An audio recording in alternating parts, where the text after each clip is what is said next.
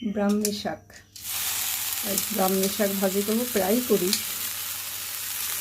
শেয়ারও করছি সবার সাথে যে কীভাবে আমি ব্রাহ্মী শাক ভাজি করি।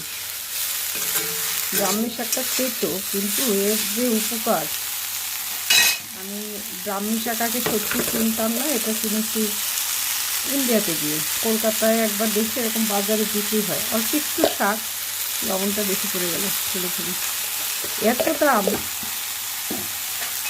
পরে জানলাম এটা ব্রাহ্মী শাক, এটা ভাজা খেলে ব্রেন ভালো হয়। তবে ভাজতে হবে ঘিয়ে, দিয়ে দিলাম ঘি দিয়ে ব্রাহ্মী শাক ভাজি। আর পিপিরও পছন্দ করে খেতে, তাই সুযোগ পেলেই নিয়ে আসে। আমাদের এখানে আসলে এইসব জিনিস চাইলেও না পাওয়া যায় না, তো কেন যেন আমি খুঁজে খুঁজে পেয়ে যাই। ঈশ্বর হয়তো বা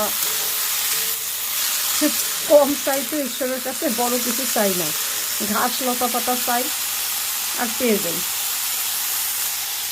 বাস, ব্রাহ্মী শাক ভাজা শেষ, চুলা বন্ধ করে দিই, হয়ে গেল ব্রাহ্মী শাক ভাজি।